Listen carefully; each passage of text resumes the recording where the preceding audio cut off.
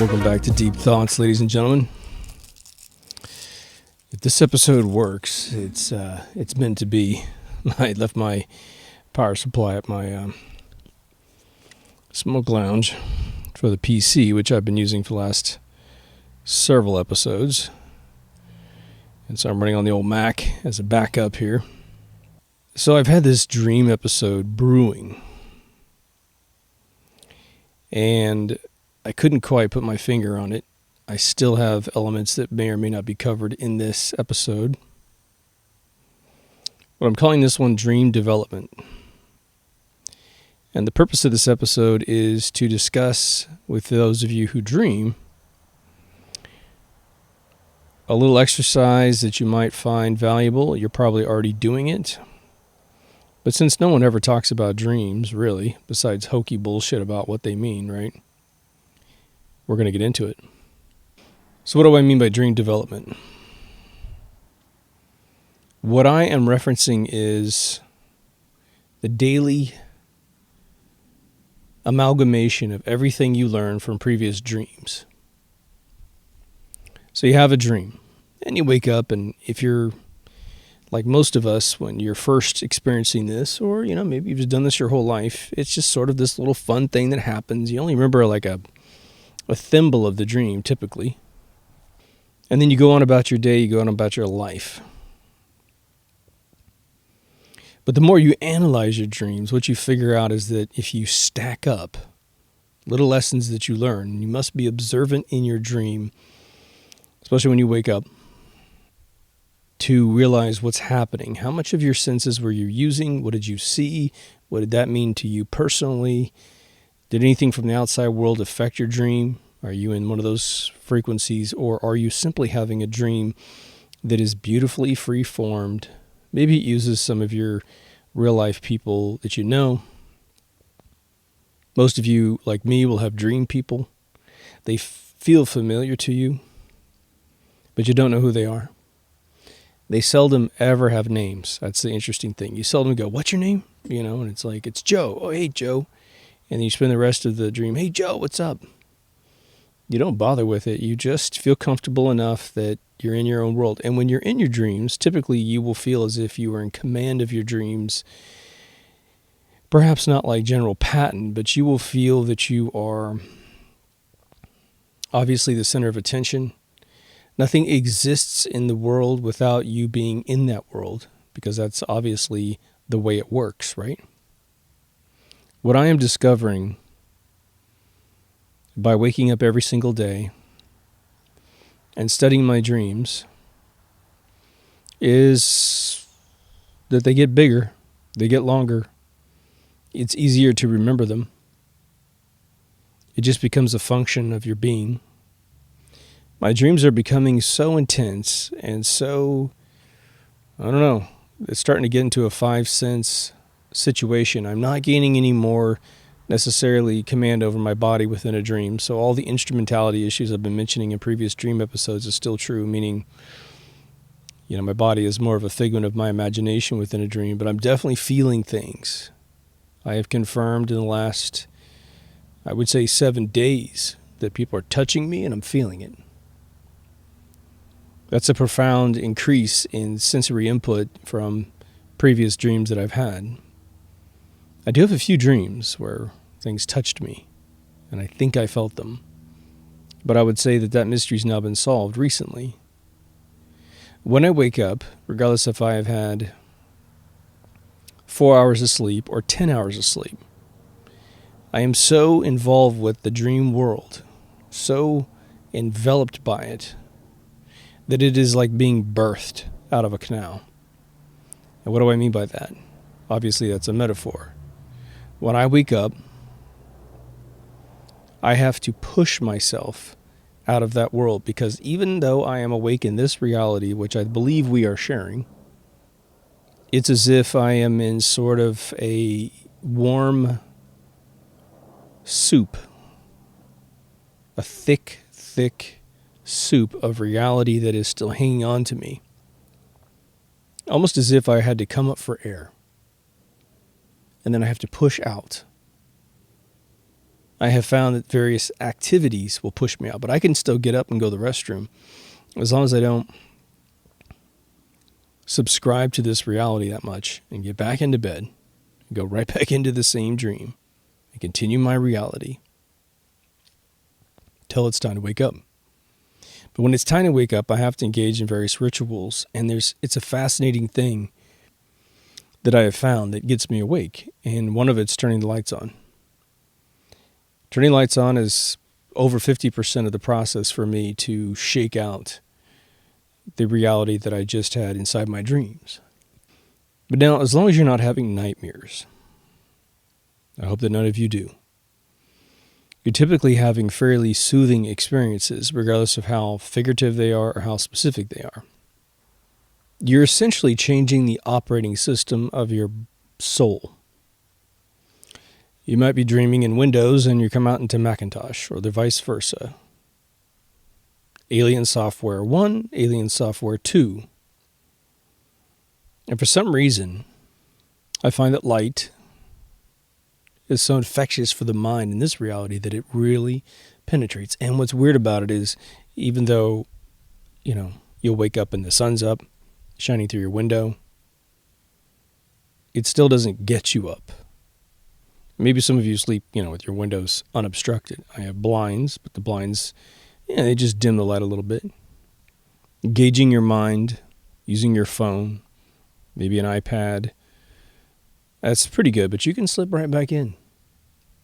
You might lose track of your previous storyline. Getting up and sitting up, getting up and standing up. Obviously, if you wake up to a phone call, you can shake yourself out pretty darn quick.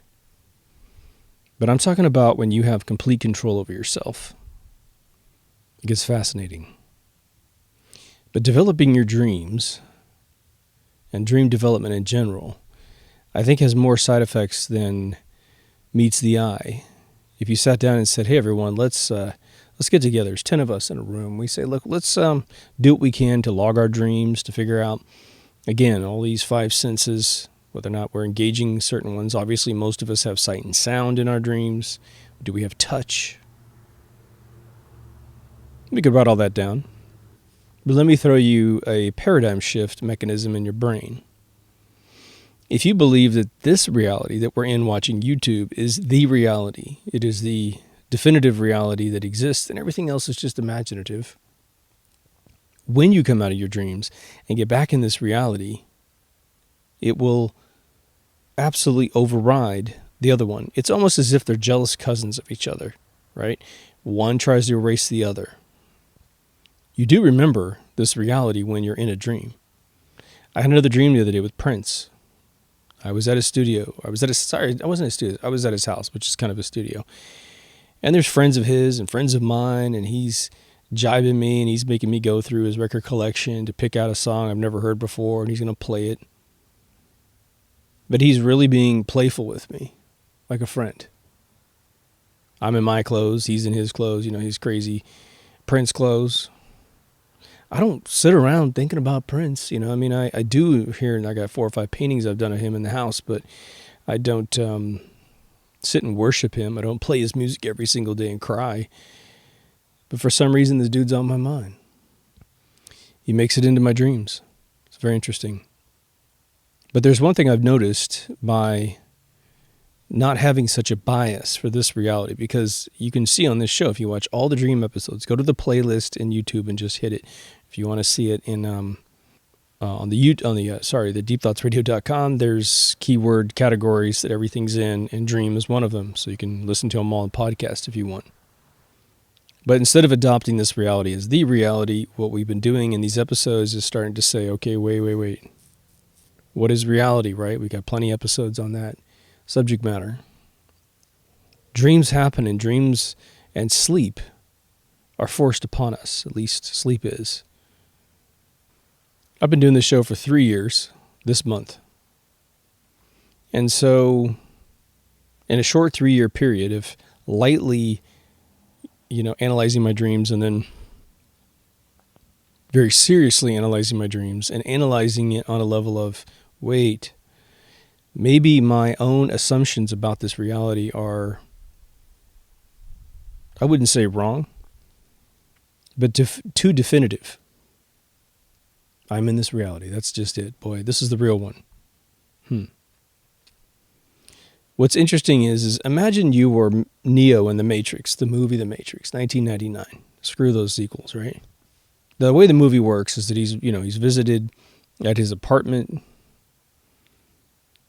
and the chick, whose name escapes me, the character's name escapes me, she comes and gets him and, says, look, you're the one, right? You're Neo. You're the hacker. I think that's what he was. And he's kind of playing coy with her, and then eventually he gets pulled out of the Matrix, and we get to see that he's been in this alternate computer reality. He's a human battery, all this abrupt change to his life. But now let's go back and rewrite the first scene, the first half of the first act. Let's make it an act long. So instead of, 10 minutes where he gets pulled out, he spends 30 minutes getting pulled out. And he goes back and he goes forth. He's able to kind of wake up in his pod. He isn't quite pulled out yet. And then he gets put back in the Matrix. And he kind of goes back and forth. What would have happened to his perception of reality had he seen that he was having a full 5-sense reality in a virtual world, and then wakes up in one as well? I'm going to say that he would be in the Matrix itself, starting to have what he ended up having at the end of the movie, which is this realization that he is in a equally made-up reality. And of course, in the movie, they invert the what is real and what isn't real, right? But let's just say both of these things are equally simulated in our brains. It's the paradigm we adopted as a child. One reality, we have strict rules. At least I think we do. Like I said, mentally insane people don't just fly around the world. They don't lift 10,000-pound cars just because they're crazy. So either we're imposing those rules on all things, or it's simply not possible within this domain. If our soul is truly our identity, and it is the thing that is free, and it can adopt different realities and go between worlds, then that might explain a lot of things. Okay? A lot of us struggle from time to time with this world. You get challenged. And depending on how old you are and what you're dealing with, it could be really, really tough. Some people take themselves out of this world because it gets so tough, right? But now what if you started to realize there's a much bigger thing happening here? A much bigger game being played. This is merely a reality that is just as incidental to your existence, your everlasting existence, the soul that cannot hide in the universe, therefore it cannot perish in the universe. Nothing can affect it, so it can't be undone. Unlike our vessels, which return back to the soil, the soul is infinite in all dimensions. Well, then maybe this reality starts relaxing a little bit in your mind. This is just this journey. So sometimes it's tough, sometimes it's not. Sometimes you're on level 1, sometimes you're on level 10. If this was a video game and you knew it, and you liked playing video games, which is essentially having a challenge, having a paradigm of existence, and you, instead of sleeping and going into dream mode, you slept and you pulled out into the game room with everyone else, and you start looking around, you start seeing, thousands of people in some warehouse with their heads down inside this thing, or whatever form we have in the other world. Let's just stick with another body. And then you pull out and you're like, whoa, gosh, that was really exhausting. And someone walks up to you, maybe a robot, gives you something to drink. How are you doing, Mr. So-and-so, Mrs. So-and-so? Do you need anything else? Would you like to go to your room? And you're like, yeah, sure. And they say, well, you're going to experience some disorientation. You're going to get your memory back here in the next minute. Just relax. And it's fully cool world. So you're like, man, okay, I'm cool. I don't feel painful. You start to, just like a dream when you wake up, you start to forget everything you were just doing. And you go and you relax. And you can spend as much time as you want on the outside, and you can come back into the game, and it just takes over right where it left off. You could be driving down the highway and pop out of that thing. You could always hit your head on the pillow and pull out that way. You never know. What I have found by giving equal credence to the dream world as this world is that your brain starts to do different things with this world as well as the other. I haven't quite flipped into lucid dreaming. I've done that, again, like a handful of times in my lifetime. And unfortunately, I got so excited I woke up pretty quickly. I get about, I'd say 2 to 5 minutes if I'm lucky. 5 is probably longer than I've ever had. But, what's time in a dream? How do you track it, right? But the one thing I've noticed by acknowledging this potential side reality is that I can relax a lot more in this world. You no longer fear death, I'll tell you that much. I haven't feared death for a very long time, if I ever did. But now pause that for a second, because I have a new thing. I thought about making the whole episode about this particular thing, but I don't think it would go for an entire hour. So this is sort of a research update. This is going to be an area for commenting, so perk up and listen, and let me know if you've had this experience, because I think it's also extremely fascinating. It could be a whole subject matter to cover if we could sort of pierce it a little bit better. When I lay down, there's 2 things I'm going to talk about. One is the transition from sleep, or from being awake to being asleep. And one is this sort of instant history thing that happens to me. It's fascinating. When I lay down at night, your brain's going a million miles an hour. You could be, I can be, sleeping for maybe the first 5 minutes as if I am, 1 millisecond from being in the deepest sleep in the world, and all of a sudden I wake back up, a little bit.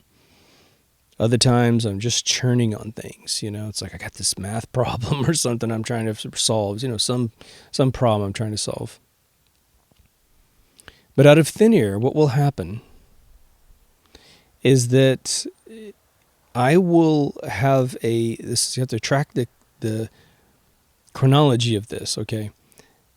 Instantaneously, I will have one of those moments of like, oh my God, I forgot about this thing, or I have done something wrong, or I have done something wrong to someone. Feeling, okay? It's probably a little strong in the last example, but I will imagine a tiny pocket of linear time where something has gone wrong. And in that pocket of time, like a cartouche of time, okay,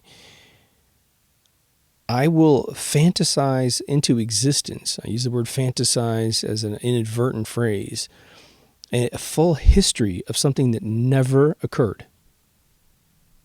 And it will be one of concern. Oh my God, I told this person I would do this thing for them, as an example. I can't remember the last, ones I've had, but I know this has happened to me for years. And I start, racing in my brain to fix the problem. Within 30 to 60 seconds, I realize that thing never happened. Those people may or may not exist. And the whole thing was imagined within a split second. I imagine a false history of a subject, and I panic over it, and then I wake up. I don't wake up, but I just kind of pull my head out and go, whoa, where the hell did that come from?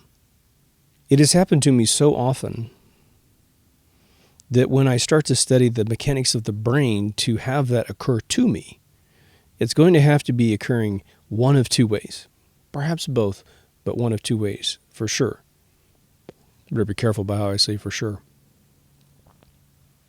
Either there's a chemical thing that happens in the brain while it's going to sleep that can architect this utter feeling of long-term memory and use the power of imagination, which may drive the dream machine, to give me the sense that there's a pocket of time that something happened. And it is seldom a pleasant thing. Maybe I'm having pleasant ones because they're pleasant. I think of those as daydreams or night dreams or sort of that Twilight Zone thing.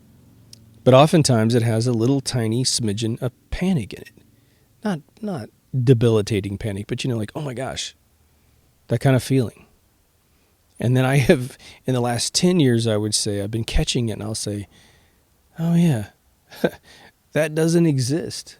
Those people don't exist. And what's interesting is once I acknowledge that it didn't exist in my own mind to myself, it vanishes like a puff of smoke.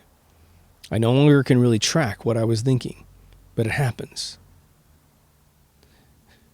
My ulterior theory, which is a little more far out, but then again, maybe not. Maybe we'll let that little phrase get to us a little bit too much. Well, that's just crazy. That's tinfoil hat stuff, and you run away from that, right? But it's the truth sitting right in front of you. Maybe it's our soul reaching out into the universe and either seeing something we have experienced in a previous life, different dimension, or we're seeing someone else's strand of thought.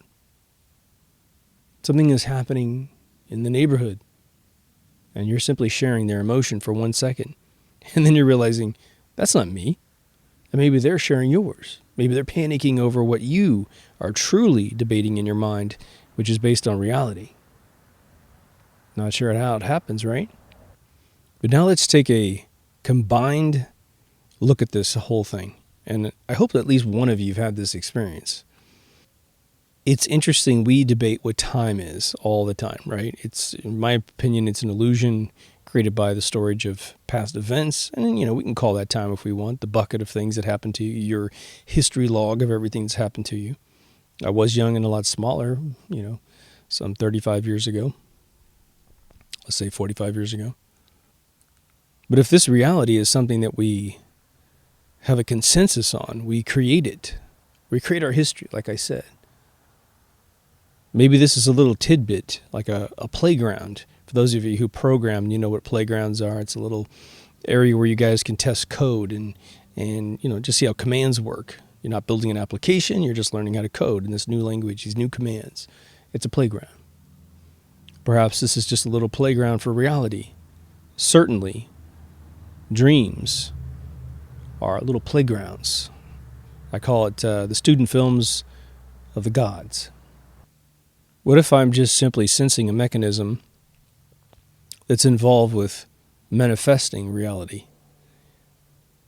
Because there's an overall consensus that holds the physics that makes this world occur. I can't overwhelm anything that's going on here because there's too much projection into the system. Perhaps this is written by some outside force, written by us before we came here, and it simply follows these rules. In a dream, you manifest reality. You do. You can panic in a dream, and all of a sudden you're in a panicky situation. The people, places, and things have created themselves, and you're living in it. Obviously, I'm not having dreams about visiting Frank Sinatra. He's not in my era. I didn't worship that guy as a kid. Prince was, and so that's who I drag into the vision. What has always puzzled me, and I guess I shouldn't say puzzled, but something that I question is when you do run into real people in your dreams, are they the real souls visiting you in your dreams? Are they a manifestation that you have? I always thought, sort of like the Santa Claus story, where he visits everyone in a single night. What if you're Michael Jackson? You have, probably conservatively speaking, 2 billion fans, and you die, and you want to comfort all your fans. You're a soul. You can move around. Time isn't really constraining you anymore. Would it be possible as Michael Jackson to visit the entire world of people that would be concerned? Comfort them? Spend as much time as you want with each individual? Find some very interesting fans and spend more time with them? Maybe. But the other thing that's very interesting, to go on to the second topic here, is that moment where we go to sleep. I've only tried and succeeded one time without trying, okay, to be conscious when the transition occurs. And boy, tell me if you guys have pulled this off before. You are awake, but you're drifting. You know, you're, within seconds, you're going to go to sleep. For those of you who go to sleep real fast, you're the candidates to really pull this off. And if you dream. But to see your consciousness float into dream state consciously, such that when you wake up, you remember the experience. I have had this happen to me one time in 2015. My girlfriend and I were going to bed.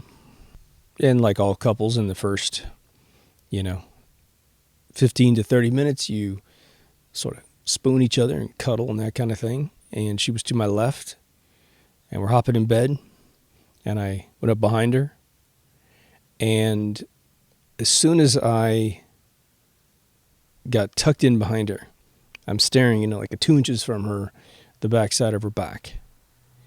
I felt myself thrust into dream mode. And the only thing I can say that is visually remotely like it, which is really funny, is that Tron Legacy, when Sam goes into the computer, there's this sort of, pixel warping thing that happens. It's sort of like the light speed thing that happened in Star Wars. When I saw the film, I didn't like the transition at all. I thought it was such a waste of the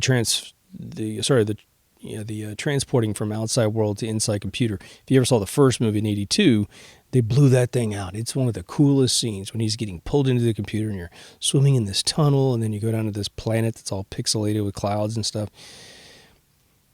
They couldn't do that again, of course, because we need to modernize it, but just to have a big thrust of pixels was like, okay, boring, no imagination, go figure, Gen X.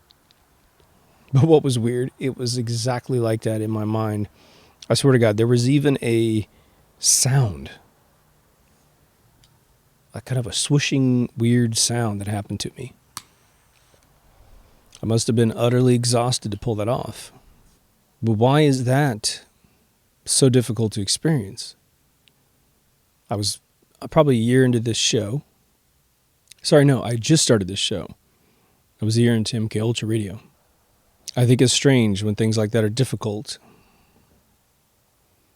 Any of you have gone to a carnival and you've tried to throw the rings over the thing, or you try to hit the baseballs against the targets that aren't really there, or the ones that are moving with the BB gun or whatever.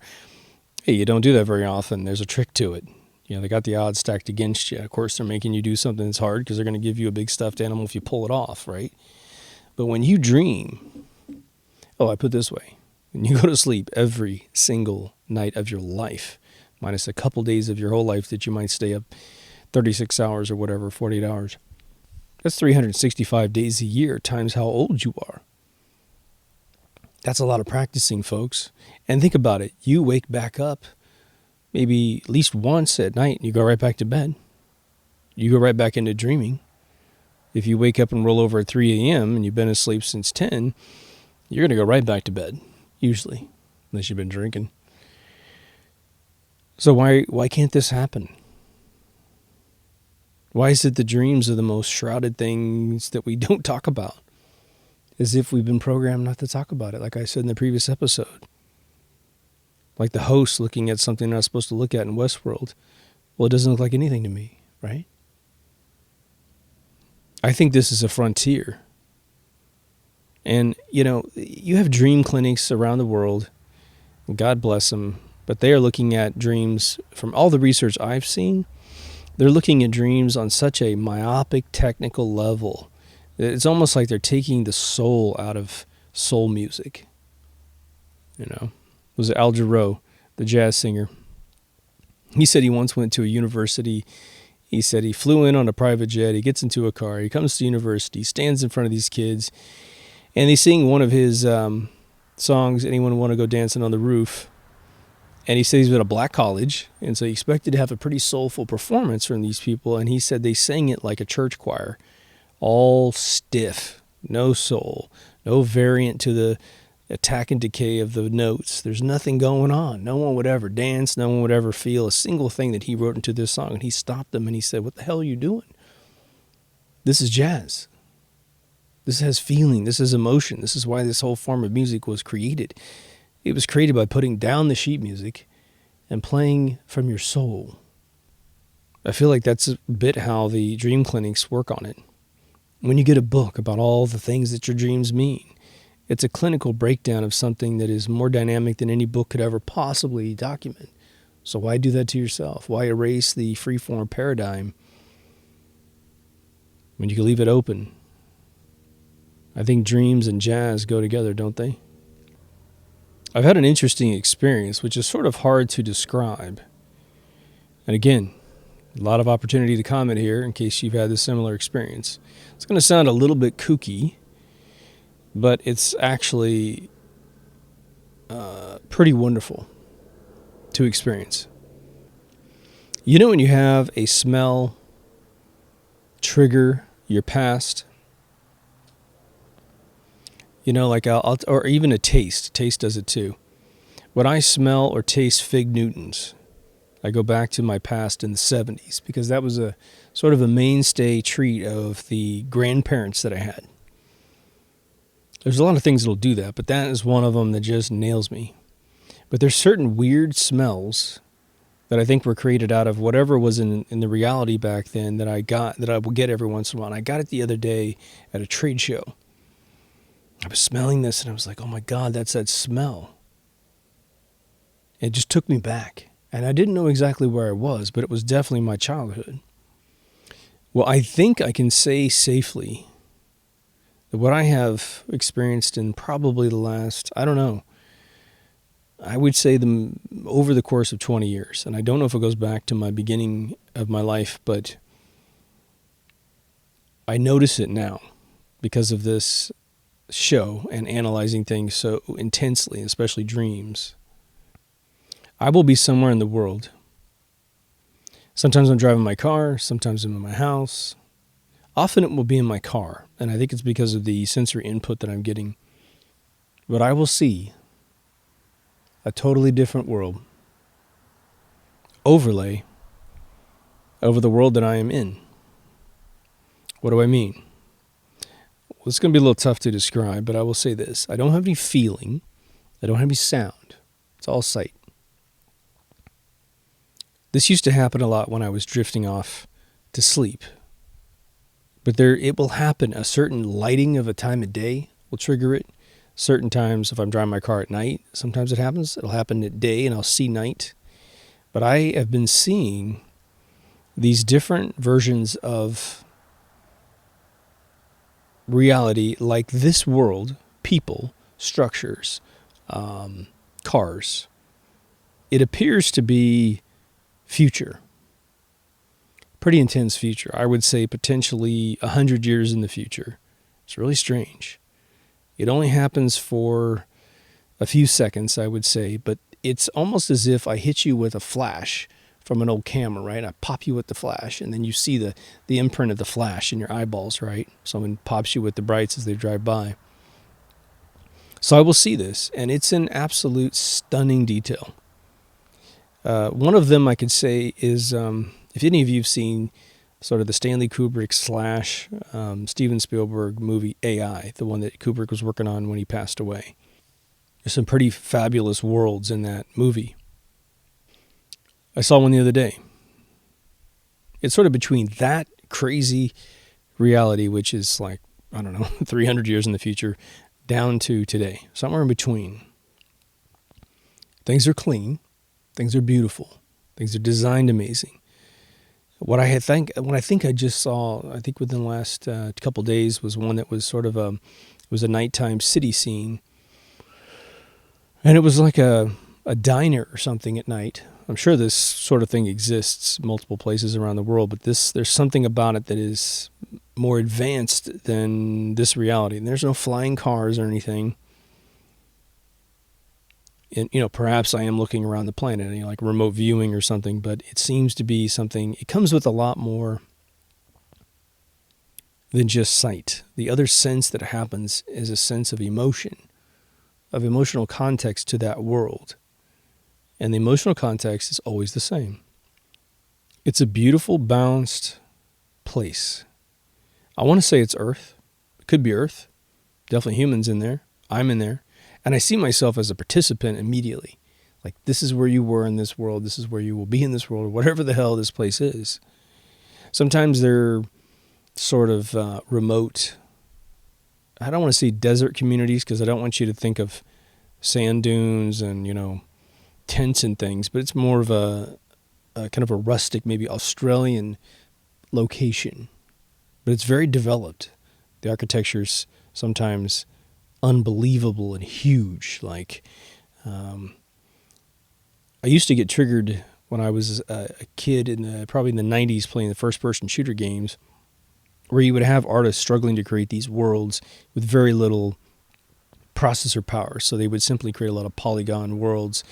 And, they're trying to make it reality, but they'd say it's like, this is a whole cement city or something like that. And I would play the game and I would get triggered to go, oh my God, there's that other place that's sort of like this. It's interesting.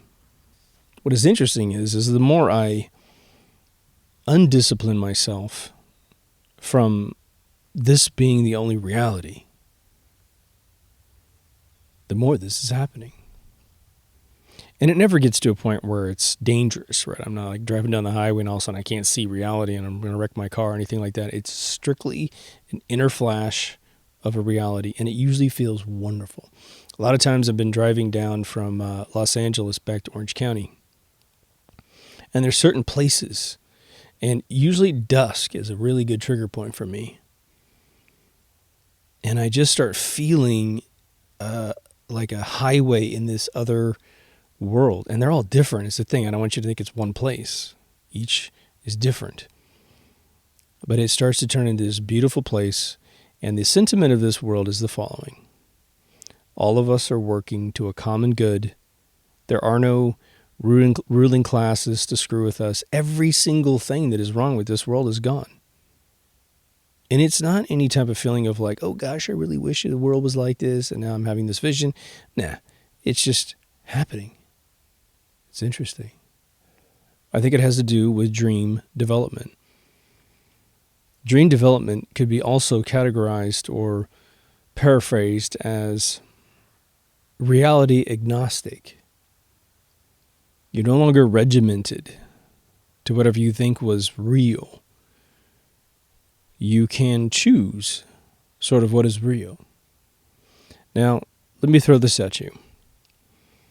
We know that we perceive the world differently than all other people, right? I perceive it different than you perceive it. Have you ever met anyone that loves a city and you hate it? They're like, oh my God, I can't wait to live in, some freezing cold state that has never seen 80 degrees temperature, and the people are weird, and you just you go there to visit, and or maybe you live there for a little while, and you just can't get along with anyone. Everything they do just bothers you. And you didn't want it to be that way. You could never make it work for you. But where you live, those people can't stand where you live. And you're in semi-tropical Southern California with palm trees and 73 weather most of the year, and nothing gets that harsh either way. And you're like, why wouldn't you want to live here? We got beaches that are damn near a tenth of a mile before you get to the water. Everyone's nice and friendly, and they want to network you into any career that you want, anything that you want in life. Everyone's here to help you. And people hate it. And you're like, what the hell's wrong with you? Because you perceive this place different than they do, and they perceive their place different than you do. You know that we taste things differently. Some people like burned marshmallows. Some people like lightly brown marshmallows. Why is that? Well, we're built different. For one of those arguments, it's a matter of taste, physically. Your taste buds work differently. For other people, it's sort of feeling like this is your home. I always wonder why people from Germany found themselves in Kansas, of all places. Now, Germans have settled all over America, but for whatever reason, a gigantic portion of them loved the Midwest of America. I couldn't figure it out for the longest time until I started getting pictures from an old girlfriend of mine who lives in Germany. She's from Germany, and she would send me her home. And I was looking at it going, my God, this could be Kansas. Now, southern Germany is much more voluptuous with hills and stuff, but there's a part of northern Germany, that is very Midwestern. Perhaps the Southern Germans go to places in America that have very mountainous, while the other ones from the north are going to the more flat area because it feels like home. They are different. Now let's take that preference that we see here in this world and let's apply it to ourselves when it comes to reality. You feel comfortable in reality, most likely. You know that there's people who dress up like Ninja Turtles. They are living in their home wearing a costume of a turtle. They've seen every movie. They know every line. Out of all the turtles, either they're one of the, I think there's 4 turtles, right? Or they're a 5th turtle. For those of you who grew up in the 70s, you're going to get a kick out of this because you probably remember, for any of you who were Kiss fans back in the day, and I'm talking about the band Kiss with Gene Simmons and Paul Stanley and Peter Criss and Ace Frehley. They wore this, 4 different makeups. They had 4 different backstories if you watched Kiss Meets the Phantom. And as kids, you would be one of those 4 characters for a while. And then at one point, you create a 5th character, right? Because you want to be a part of the band. You want to be part of that world. And it was this escape in your brain. Now, that's why writers believe that writing in fiction is super duper important to the human mind because it allows us to exercise our perception of different what? Realities, right? There's a ton of people in this world who have picked their career by seeing a movie. They saw a profession, they saw a responsibility, they saw an impact of that professional responsibility on this world, and so they wanted to go and do it. I got a book in my house that's based on the HAL 9000 from 2001: A Space Odyssey and how many artificial intelligence programmers we gained by simply seeing a fictional character in a movie at a time when we didn't have enough processor power to really create an artificial intelligence. And so they studied AI and probably are some of the leading AI programmers in the world. And this book is all about some of the heads of state of that research and development that said, man, that was cool, let's make that. Pretty wild, right? I think the folks that will be the best equipped to do dream exploration are the folks that dream habitually, dream in great detail, but also when they're in this world, they have the ability to disengage a little bit. And I don't mean it in any dysfunctional way. I think true genius is the ability to sit in this world and maintain a foot in both universes, if not multiple universes, right? I'm sitting here right now staring at my computer, doing an episode to you, and inside my mind's eye, I can see 2 dreams that I've had in the last, probably had it 2 days ago. I actually woke up and drew some stuff into my phone because one of them was so funny. One is the Prince dream.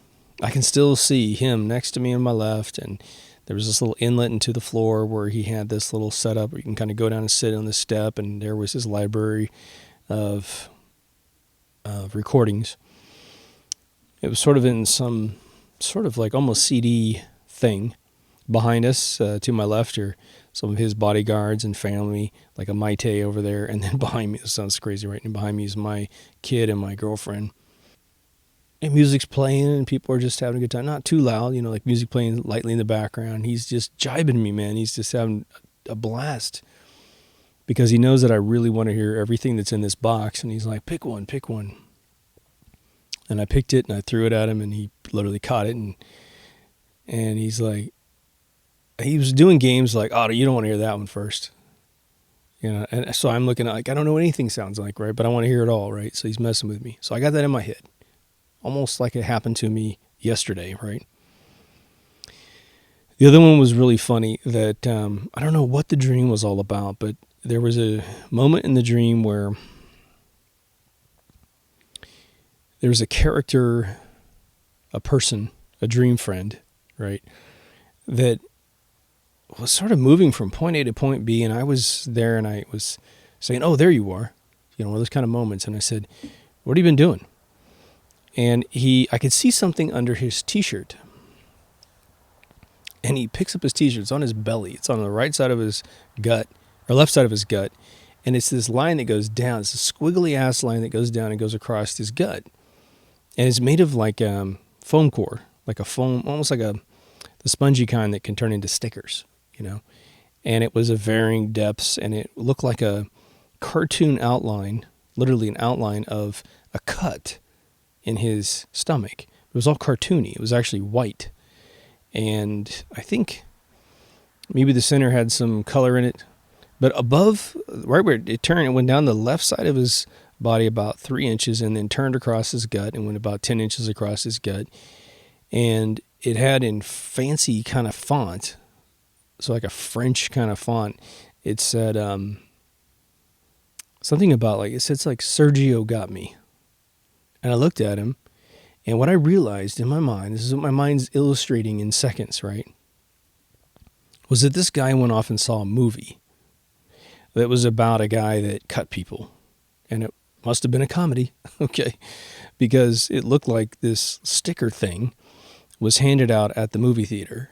And so you could wear this thing, and it was a marketing scheme. It was a brilliant marketing idea, right? That you would wear this thing outside the theater, and it was a way to promote the movie and tell your friends you'd seen this funny movie where this guy, I guess, cut people. And it was nothing gross about it, but of course, cutting a belly would be obviously hard to make funny, okay?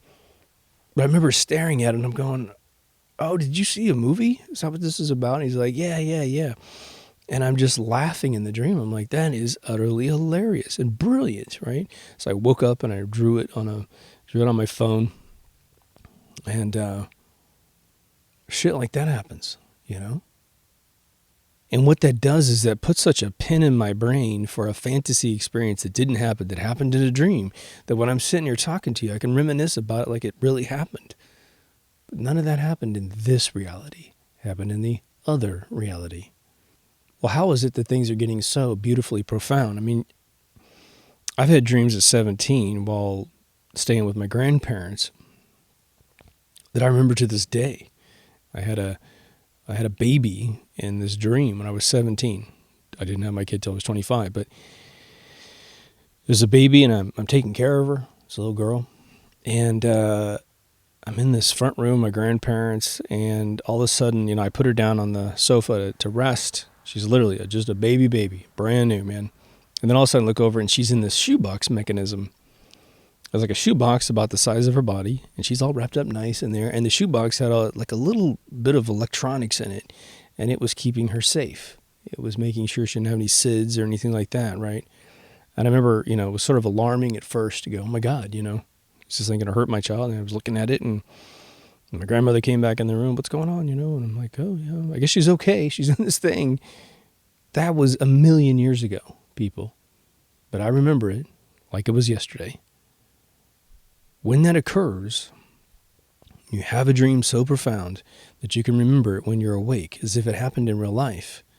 There's something very interesting about that. It became a mini little reality. And I think that's fascinating. You might call it, as a scientific exercise, cross-pollination between realities. I was going to bed last night. I thought, for some reason, the song Lucy in the Sky with Diamonds popped in my brain. And, sadly, I'm not a Beatles fan. I don't dislike them or anything, but just before my time. What I really didn't like about the Beatles, I think, when I was a kid, was that they were so famous that when I would see them on TV, it was all the screaming kids. I never owned the albums. I couldn't just enjoy it by myself, right? So it's a stupid reason, but that's the reason. But anyway, I started thinking about, Lucy in the Sky with Diamonds, which is supposedly about acid. In the Sky with Diamonds started to make sense to me last night. And for those of you who've put this together decades and decades ago, you're going to laugh your ass off at how long it took me to put this together. But when you're on acid, one of the things that happens sometimes is that you look up in the sky, and the sky is geometry. It's like sacred geometry, diamonds in the sky. And every single,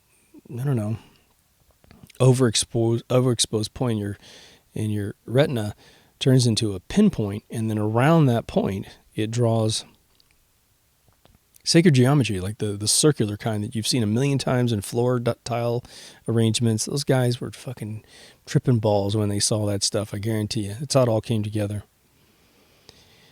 But it also draws lines between them in the sky. It's wild. In fact, my buddy took me outside on my first trip, and he goes, look at the sky. He said, I didn't want to. I was having so much fun inside, tripping out. He says, you got to look at the sky. Here's a blanket, lie down, look up. He's seen the same thing I'm seeing. And that's wild, all right? That is fucking freaky. Seeing the same thing while you're tripping is almost tantamount to going to bed in the same house with someone else and saying, I'll see you in my dreams, and it really happens. And you wake up and you're like, oh, wasn't that cool? Oh, God, that was great. You know, that missile fall in the sky was really weird. That doesn't happen, right? Let me know if that's ever happened to you. What I would love to have happen in this world is that the discussion about dreams becomes a mainstay article of topic between us as human beings. I think what will happen, again, is I think that, I have faith in the children of this world because they aren't so indoctrinated into paradigms. They're not limiting themselves as much. They haven't limited everything away that is beautiful. They haven't been taught racism. They haven't been taught their limitations out of pure bullshit, right?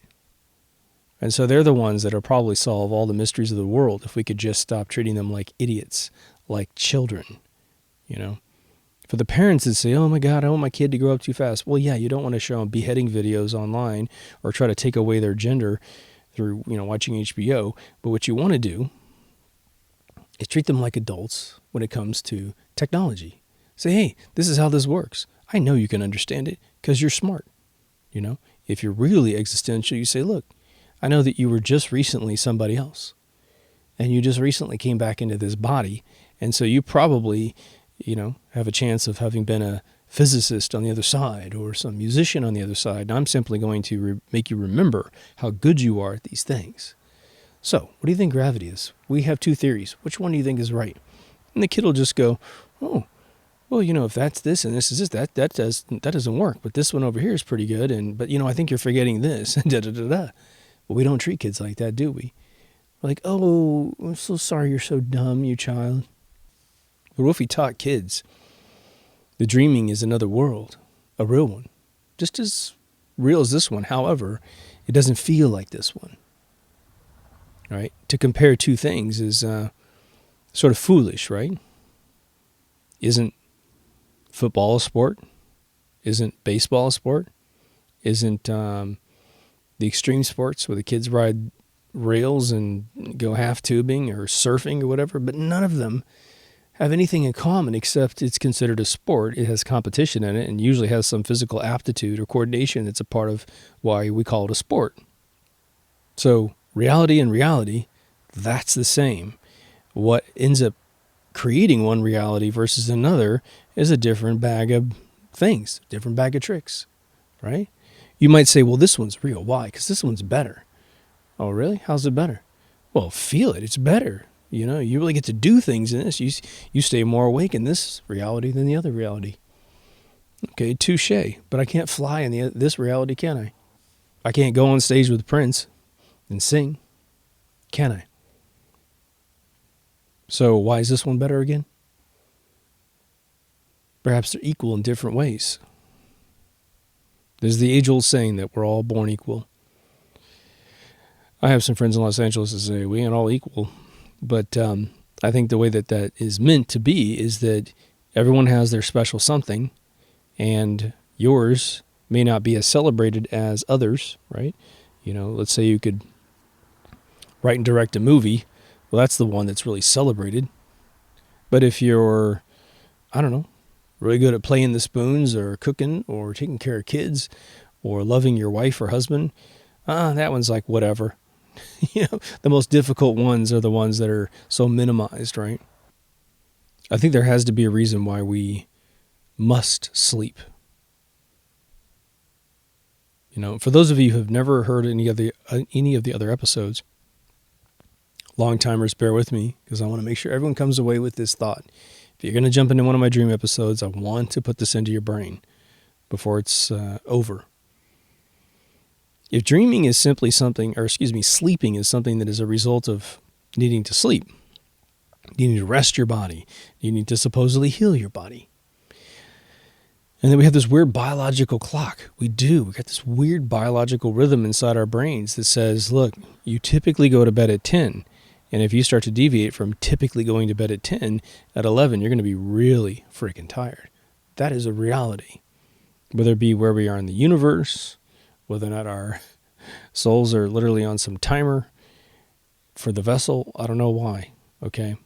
And there's a bunch of flippant answers as to why. Believe me, I'm aware of all the flippant answers. Well, you gotta rest, you're tired.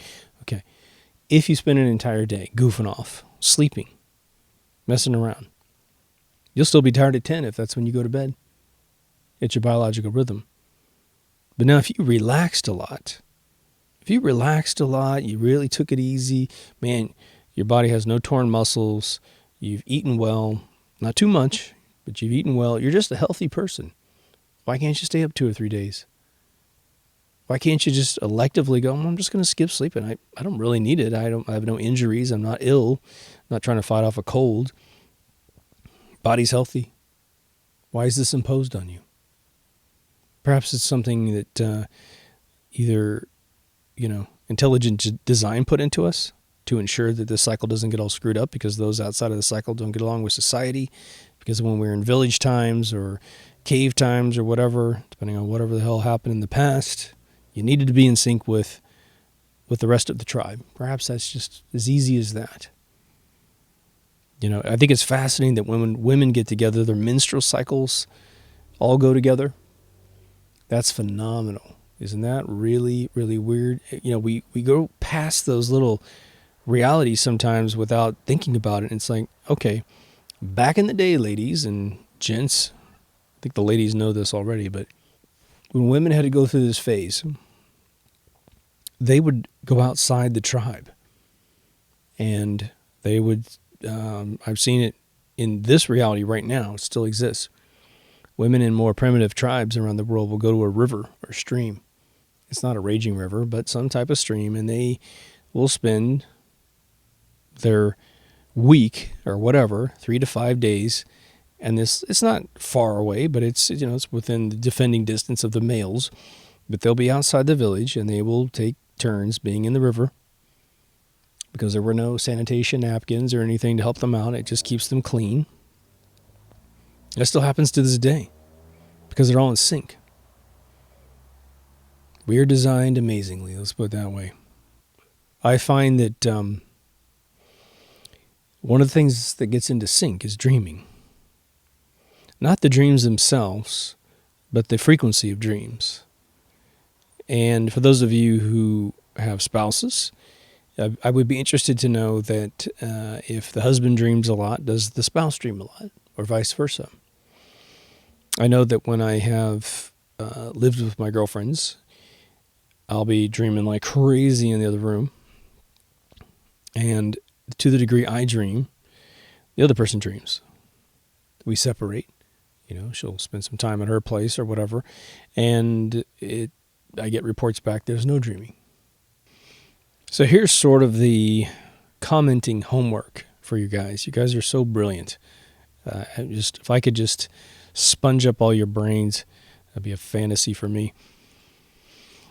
What other ways can we develop our dreams? What other things can we do? How do we analyze them? Again, let's not wait for a university to write some bullshit document, to get a grant, to do something very left brain before we know anything more about dreams. And let's not dive off into people making money off people trying to translate what those dreams mean. This is it. We are the citizens of this planet. We're here. We own this place. It's our responsibility. We want to be enlightened. Well, there's a million ways to be enlightened. What does enlightened mean? To see more. That's it. Go see my episode on enlightenment, right? I think we just need to start owning things. There's a lot of you who are self-starters and you're what we call doers. Then you and I are very similar. What's a doer do? We're the kind of person that gets into a situation that is perhaps an event that's being coordinated at your church or at your work or within some community. You're going to have a barbecue or whatever, or family reunion or family event. And you have certain people standing around going, well, who's bringing the hot dogs, And they won't lift a finger to do anything. And within seconds, you're there setting up tables, getting the barbecue ready, making sure whoever can cook is on that thing, and you're setting it up and doing the logistics, right? Well, if you're one of those people, then you're part of this dream team. Your assignment is to figure out more about dreams, more about the distinctions between that reality and this reality. And what you want to do, in my opinion, be very careful about trying to take what you read from a book and pull it into this conversation. You can do it, but let's make sure it's something very exceptional to the rule of interpreting dreams and what sleep means, right? Try not to go off and do the biological explanations of dreams, because those are so sterile. And, it's what every kid knows. It's what anyone could assume into, you could basically go in and say, I'm going to give you a test on what sleeping's all about, and you'll get an A+, right? Because nothing's profound in the test. It's the basics. We are looking to take this two-sided coin. One side is all the crap that you've been told your whole life, and we want to flip it over to the other side, which has barely ever been discussed, barely ever been researched, and we want to read what's on the other side. I'd like to know if any of you have sensed your transition from being awake to being asleep, to being in dream mode. Were you ever conscious to the degree you can remember it when you wake up? Have any of you had the experience of the projected history that I've talked about? Within a second, you manifested some history. It's almost people with no names, and you have some responsibility within resolving this, and then you go, none of that exists. None of this is real. Have any of you had an alternate reality triggered when you're traveling the world, when you're messing around? Triggered by a smell, triggered by the daytime lighting, anything. What do we have to gain if we can pierce some of this reality? I think we can enjoy this world a hell of a lot more, right? Again, let's say that there's a few of you out there that look at your life and you're like, oh man, I have fucked everything up. It's so messed up. My job is messed up. What I wanted to do with my life is messed up. Why can't I win? Those kind of feelings. It's feelings that lead to more feelings in that same area. And I could step up to you, surprise you, walk up to you and go, you know me, right? You're like, oh my God, you're the dude from that show. And I'm like, yeah, come with me for a second. Just put all this crap down. Trust me, you're all right. It's all going to be here when you get back. In fact, we're not even going to consume any time out of this reality. You're going to be in this time bubble with me. And you're like, okay, I got nothing else to do. Let's pull this off. What are you going to do? And I take you and I pull you into some alternate reality. And it's hovering over the one that you're in. And I see, you see that down there? You see this reality up here? And you're like, oh my God, where the hell am I? I'm like, well, they're in one of infinite realities that exist. When you dream? And you're like, yeah. And I go, well, that's just you touring through the infinite realities that exist. And you, by the way, are a creator because your creator's given you the opportunity to create. Again, like I said in the previous episode, you ever wonder how these dreams are so photoreal? What are you, a computer? Are you a 3D artist? Are you your own rendering engine? You get all the lighting right? You get all the sound right? You actually dream up other people's faces, places, and things. You dream up skyscrapers and spaceships and whatever. How are you doing all that? You can't do that during the day. I mean, you can if you daydream. But if I give you a pen or a bunch of paint and a canvas and I say, paint it now. Paint what you saw in your dream. You can't do it. Unless you're Sid Mead, right? Even he tells me he can't get what he thinks in his mind down to the canvas, but his worst day is God's best day, right? But we have this experience together. You can spend as much time up here with me and ask me all the questions about reality. And in the end, what you really realize is the one you're in is one that perhaps maybe you chose to be in. You didn't maybe specifically choose all the challenges that you are having specifically, But you may have said, you know what, last time I went in, it was level 2. Yeah, I had a good time, but you know, in the end, even though I was super famous for this or that or whatever, I had 22 kids and it all went well and everyone turned out to be wonderful. No one died before they were supposed to die. I died of natural causes. I'm looking for some more grit, you know, and I chose level 5. And I guess this is what level 5 looks like. And I go, yeah, you did. You totally chose that. You didn't want to write the whole game out. You didn't want to write every single thing that could happen to you and just live out some script. You left a lot of variables in there.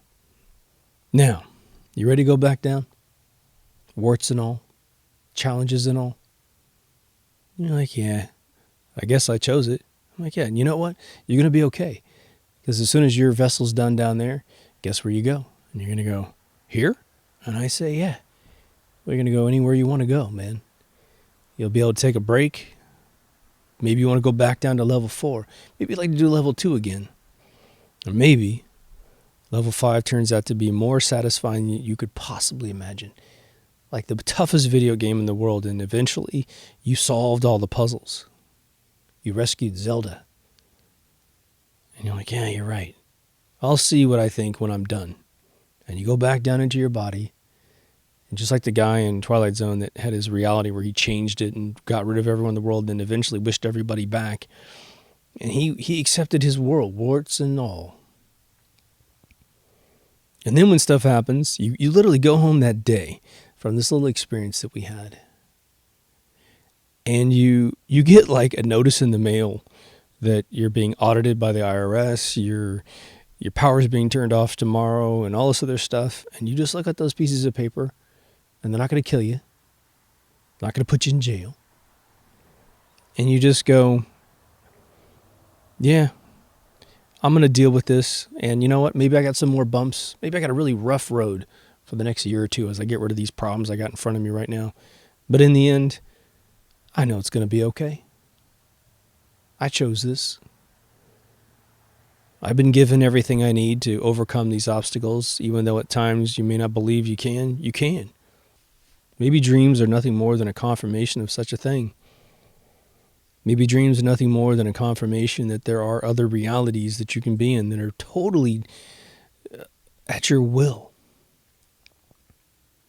Do you need your body in a dream? I think you don't. I think that you exist in those dreams floating around, warm in your blankets, warm in your dream. Yeah, you're different places and you don't really have your bed attached to your back. You're not lying down horizontally, but you have the same comfort. The womb of a dream. Maybe people who don't dream absolutely love reality, this reality, and so they don't need it. If dreams are the psychiatrist's sofa, the chaise lounge that you're lying down on, right? Maybe when you're totally content with all things, there's no mysteries. Maybe that's what it is. It has nothing to do with being satisfied or unsatisfied. It's just you're totally content. Well, what's wrong with that? You don't need dreams. You're living one. But the more that you stretch out your brain and you're like, man, I've eaten this reality up 4 or 5 times, right? I have eaten the machine. The machine hasn't eaten me. And now you're just sitting there and you're like, I want some more. I want some more stuff to just devour. Dreams show up and go, all right. Well, let's get you oriented to what you could possibly do. Then you can pick it, you know? Sort of like college used to work back in the day. First 2 years help you declare the major for the last 2 years. And get your ball bearings, together. Get your orientation together. Where am I? What do I like anymore? Oh, that used to be something I wanted to do, and then I did it for 10 years, and I don't want to do it anymore. I want you to feel in control of your life. Dreams are your playground to practice all the things that you might want to do in this world. And what you need to understand, I think, is that dreams, I believe, at times can carry major metaphor and symbolism for what you really want to do in life. It maybe not be literal. May not be literal. If you keep dreaming of a location, for instance, that's much different than the location that you live, Perhaps you live in a rural town. It's dirt everywhere. All the cars are filthy constantly because everyone's driving on dirt roads. Everything's made of brick buildings. But you keep dreaming of the big city. Maybe you need to foray into the big city. Get it out of your system. Go take a vacation first. Maybe stay with a friend for a month. Walk around the city. See if it's what you want. A lot of times you'll find out where you live is exactly where you want to be, but you have to shake it out of your system. I bet you won't dream about it that much if it's not where you want to be. But you might go to the big city and look around and go, this is what I want, concrete and steel. I don't want to see any trees or grass, But it represents something else for you, some other major arc of opportunity. But maybe you want a tropical island. Maybe you visit Hawaii on vacation and you're like, holy shit.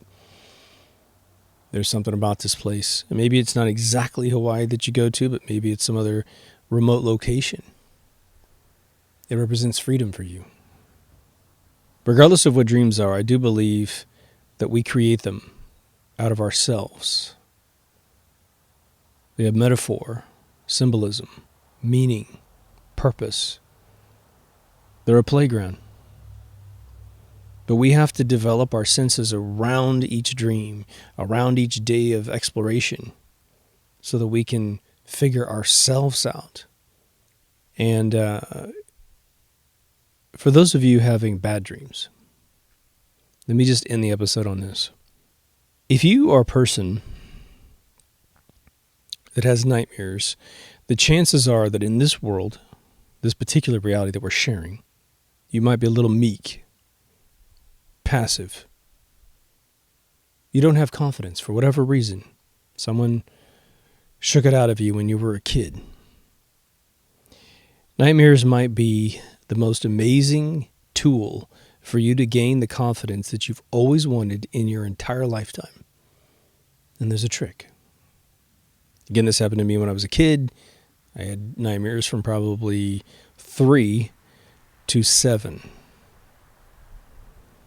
And what ended up happening, and I'm not going to retell the story because it's in my other dream episodes. Go listen if you want to hear those. But there's a point when you're in your dream, and it doesn't matter what is after you, what is creating the nightmare, what is freaking you out. Here's what I want you to do. Against all logic of this world, but you're going to find out it's going to work in this world really, really well. Okay? I want you to go after whatever's going after you. If there's a monster, a circumstance, whatever. Sometimes they're not monsters. Sometimes they're not things. Sometimes you're just in a weird place. I want you to, if you deal with a monster of any kind, some threat, some being of any kind, I want you to turn around, face that being, and say out loud to your best ability, I'm going to tear you limb from limb. And then go and do it. And I don't care if it's Godzilla and he's 50 stories high. It's going to be like Bam Bam grabbing his big toe. And you're going to slam that dude left, right, left, right, left, right until he is your bitch. Right? But go after it. And you will find that there's no capacity in your brain for a fight within a dream. Not much anyway. You will start winning instantaneously beyond your wildest dreams. And when you wake up, you'll find out there's no monster in this reality that is remotely like the one in your dreams, in your nightmares. Now, you could be physically threatened by someone in this world and be manifesting a dream. In that case, maybe you don't go face to face with whatever's doing in this world, but you sure as hell can escape in most cases. Be quiet, don't tell anybody, and just, vamoose, right? But if you're in an existential moment where you just simply find yourself in a place and there's no one there, but it's just unnerving, it's illogical perhaps. I once woke up in a dream where I was floating in blackness. There was no ground, there was no anything. I was floating in utter blackness, and the only thing I could potentially see was there seemed to be a very faint light source from somewhere. There was no point light in the room. I was sort of floating. I wasn't falling. That might have been a little bit more freaky. I'm not sure my dream can actually manifest that. But there was sort of that floating particle thing, like there's just ambient particles in the air. It wasn't technically a nightmare, but it definitely didn't feel, comforting to have no reference points for anything. And all I felt like is I was swimming, and I just made peace with it, and I closed my eyes, and I said, I'm just here. I'm just going to be here. And I woke up, and it was over. Never been back since. Each nightmare can be defeated by a strategy, but it's not going to be by you being meek. It's going to be by you either coming to peace with it and saying, you know what, you can't hurt me, or maybe you have to go after it. The only other solution I had to a dream that was sort of bizarre, this happened decades ago. I found myself in a dream I was just in a place that I thought was sort of surrounded by evil, if you will. Nothing was presenting itself to me whatsoever. I felt threatened for the first few seconds, as if I was in some hopeless, negative scenario, going to be overwhelmed by this negativity. But then I remembered that I believe in God. And those of you who are atheists can map this over to your own self-manifestation of power. But for those of you who are religious, you're going to like this. I didn't have Jesus, I had God. And I simply stood there. If I wasn't naked, I was just in my underwear. And I called down the power of God. And I created a fucking supernova in this universe of brightness and light. You've seen the Death Star explode in Star Wars, right? Especially the revised ones where there's all the cool, flangey kind of explosion noises. This was an explosion of light that was the size of the universe itself. It started off the size of a man floating in the universe, standing on a ball in a really weird place. But I called down this meganova, and all of a sudden the camera pulled back, just like a movie. And this sphere, almost like a hydrogen bomb. But again, it just kept going boom, boom, boom, boom, boom, boom, boom. And it just kept getting bigger and more velocity and more intenseness. And in my mind, it was God reporting in for duty, causing this massive explosion of pure perfectness. And I knew that I was in the center and that nothing could exist inside God's space that was evil, because he can't coexist with it. I know that we have a subjective definition of what is evil, but then we have, some politicians that we know engage in it every day. But this thing just overwhelmed the entire universe and turned it from blackness to light. And when I came out of that dream, this is like maybe 35 plus years ago. I'm in my teens. Anytime I found myself in this world where I felt like I was just surrounded by negativity, like it's almost that whole vision of sitting in the world and you just feel like you're just being attacked by demons, right? You're just not real, but just naggy, weird, negative feelings. You're just being open to it. And again, like the episode I made about the fact that negativity, I think, comes from the outside and positivity comes from the inside. You don't own all the thoughts that you observe.